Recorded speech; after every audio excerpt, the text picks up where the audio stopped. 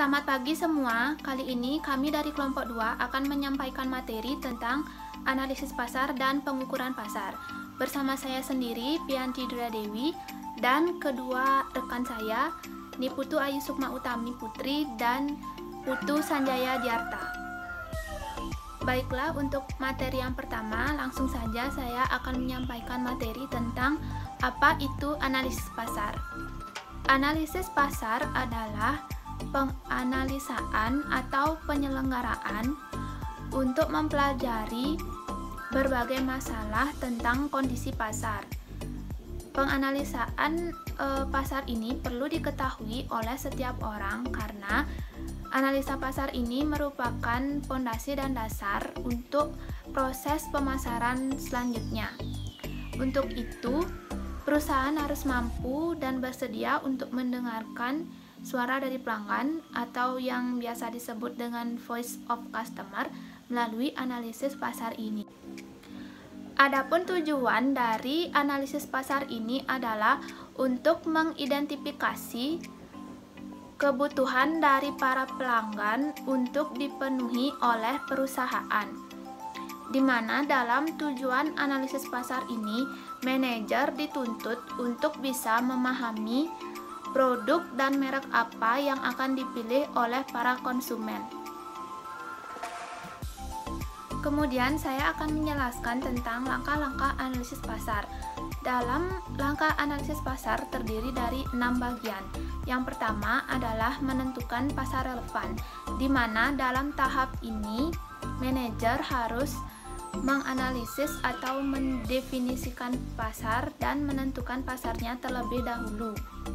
Kemudian yang kedua adalah menganalisis permintaan primer untuk pasar relevan, di mana dalam langkah ini manajer menggambarkan profil atau karakteristik pembeli serta faktor-faktor yang mempengaruhi pembeli dalam pasar relevan.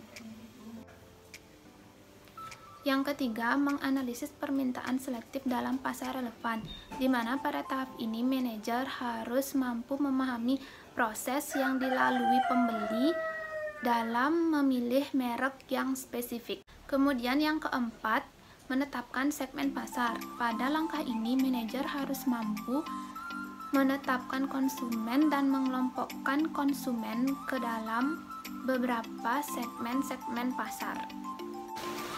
Yang kelima adalah menilai persaingan, di mana pada tahap ini manajer harus membandingkan produk yang kita miliki sendiri dengan produk milik pesaing. Yang keenam adalah mengidentifikasi peluang dalam pasar potensial. Pada tahap ini manajer harus mampu mengidentifikasi peluang untuk menciptakan pelanggan yang puas dan loyal. Kemudian saya akan menjelaskan tentang manfaat yang bisa diambil dari melakukan analisis pasar. Untuk manfaat yang pertama adalah mudah mendapatkan konsumen, di mana dengan melakukan analisis pasar, kita sudah mengetahui konsumen dengan baik, maka tidak mungkin kita menjadi susah untuk mendapatkan konsumen. Kemudian yang kedua adalah tahu pesaing. Karena kita sudah melakukan analisis dan pengukuran pasar, maka kita sudah mengetahui kelemahan dan kelebihan yang dimiliki oleh pesaing kita sendiri. Yang ketiga, mudah melihat peluang. Dengan melakukan analisis dan pengukuran pasar, maka kita akan mudah untuk melihat peluang usaha. Yang keempat, mengurangi resiko kebangkrutan. Karena kita sudah mengetahui tentang kondisi pasar, konsumen, dan produk, maka kondisi kebangkrutan tersebut bisa dihindari. Yang kelima, mudah melangkah ke depan. Karena kita sudah melakukan analisis pasar, maka kita sudah mengetahui peluang usaha. Dengan mengetahui peluang usaha tersebut, maka pebisnis akan mudah menentukan arah usahanya. Yang keenam, keuntungan datang lebih cepat. Dengan mengetahui kebutuhan konsumen dan kondisi pasar, maka kita akan lebih mudah untuk mendapatkan pelanggan. Dan keuntungan pun akan datang lebih cepat. Yang ketujuh, menjadi trendsetter pebisnis.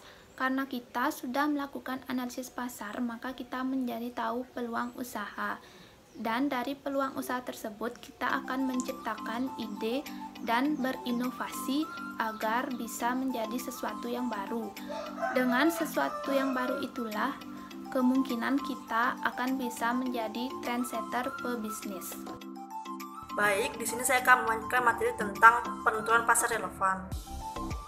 Pasar relevan merupakan sekelompok atau serangkaian produk atau jasa dalam struktur pasar produk yang bagi pihak manajemen itu sangat penting dan strategis.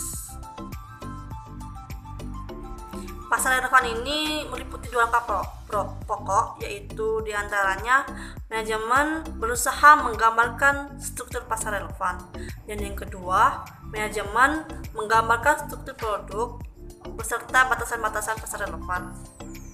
Pada prinsipnya, manajemen dapat mengelompokkan alat alternatif yang saling bersubstitusi pada tingkat tersebut, yaitu persaingan merek. Yang kedua ada persaingan bentuk, dan yang ketiga ada persaingan antar kelas dalam melayani kebutuhan pembeli. Kemudian ada analisis permintaan primer. Analisis permintaan primer ini merupakan bentuk produk atau kelas produk yang ditetapkan sebagai pasar relevan. Dengan menganalisis permintaan primer, manajemen dapat mempelajari mengapa dan bagaimana pelanggan membeli suatu produk atau bentuk produk dan siapa pembeli dari pasar relevan. Alasan penting untuk menganalisis permintaan primer yaitu untuk mengidentifikasi peluang pertumbuhan dari bentuk produk atau kelas produk. Kemudian ada permintaan pasar selektif, yaitu permintaan akan merek atau pemasok spesifik dalam pasar relevan.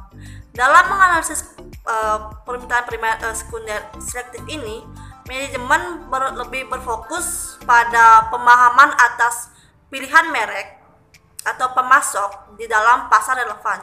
Contohnya seperti melakukan analisis terhadap konsumen yang loyal terhadap suatu produk atau merek. Kemudian ada pengukuran pasar. Pengukuran pasar adalah usaha untuk memperkirakan permintaan secara kuantitatif untuk perusahaan di masa sekarang ini kan meliputi jumlah permintaan pasar. Setiap organisasi memiliki persoalan pelik dalam hal mengestimasi pasar karena kekeliruan berupa overestimation maupun underestimation sama-sama berpotensi menimbulkan risiko kerugian yang signifikan.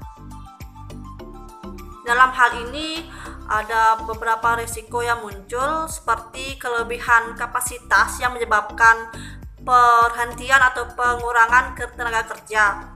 Yang kedua, pemotongan harga atau tambahan biaya pemasaran untuk mendorong penjual atau produk dan jasa.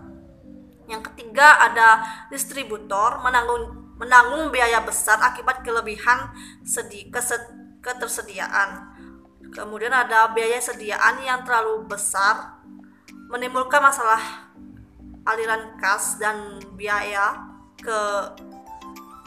pada perusahaan. Kemudian ada penentuan dan pengukuran pasar.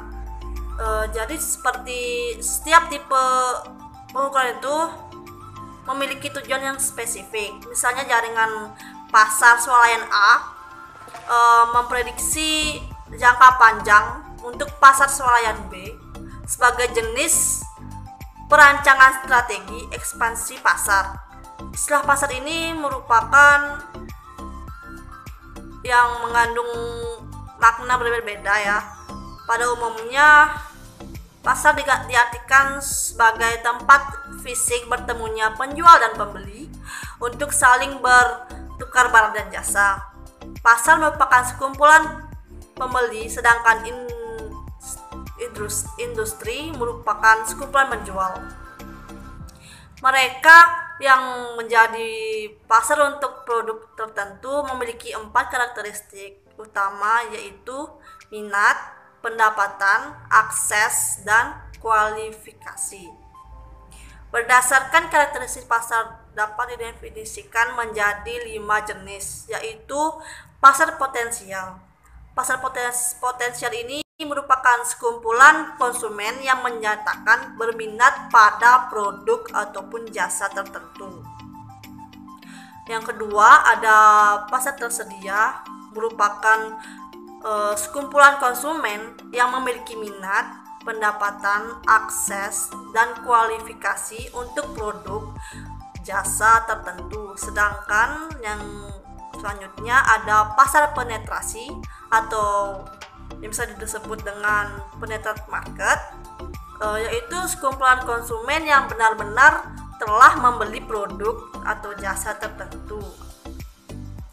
Kelima definisi ini merupakan alat yang berguna untuk perencanaan pemasaran. Pengukuran pasar ini sangat penting untuk pembuatan keputusan manajemen. Ada 3 pengukuran pasar, yaitu tipe-tipenya. Yang pertama, penjualan aktual, yaitu menggambarkan jumlah penjual atau produk yang dapat penjualan semua perusahaan dalam pasar yang sama yang telah terjadi baik pada masa lalu maupun masa saat ini. Yang kedua, ada ramalan penjualan.